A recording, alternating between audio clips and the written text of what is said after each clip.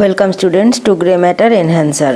আজ শিশু মনস্তত্ত্ব বা চাইল্ড সাইকোলজির কিছু প্রশ্ন আলোচনা করব উত্তর সহ। তাহলে দেখে নাও আজকের ক্লাসে কি কি প্রশ্ন আছে। প্রথম প্রশ্ন, নির্মিতিবাদ ব্যক্তিগতভাবে জ্ঞানার্জনে বিশ্বাস করে, শিক্ষার্থীর সক্রিয়ভাবে নতুন জ্ঞান সংগঠনে গুরুত্ব আরোপ করে, নতুন জ্ঞান সংগঠনে পূর্ব অভিজ্ঞতা এবং জ্ঞানমূলক সংগঠন ক্রিয়াশীল হয়, উপরের সবগুলিকেই বিশ্বাস করে। উত্তর হবে উপরের সবগুলোকেই বিশ্বাস করে। শিক্ষার কোন পর্যায়ে ভাইগটস্কি তাঁর সামাজিক নির্মিতিবাদ তত্ত্ব সুপারিশ করেননি? শিক্ষার পাঠ্যক্রম নির্ধারণ, শ্রেণীকক্ষ ব্যবস্থাপনা, শিক্ষা শিখন পদ্ধতি মূল্যায়ন। উত্তর হবে শ্রেণীকক্ষ ব্যবস্থাপনা। পরের প্রশ্ন, সঠিক উত্তরটি চিহ্নিত করুন। আদর্শবাদ শিক্ষা দর্শন শিশুকেন্দ্রিক শিক্ষাকে সমর্থন করে, প্রকৃতিবাদী শিক্ষা দর্শন শিশুকেন্দ্রিক শিক্ষাকে সমর্থন করে, প্রয়োগবাদী শিক্ষা দর্শন শিশুকেন্দ্রিক শিক্ষাকে সমর্থন করে। উপরের সবগুলি। উত্তর হবে প্রয়োগবাদী শিক্ষা দর্শন শিশুকেন্দ্রিক শিক্ষাকে সমর্থন করে। পরের প্রশ্ন, নিচের কোনটি স্টার্নবার্গের প্রক্রিয়াকরণ তত্ত্বে অনুপস্থিত? পূর্ব পরিস্থিতি এবং বর্তমান পরিস্থিতির মধ্যে সম্পর্ক স্থাপন, সমস্যা সমাধানের যৌক্তিকতা বিচার,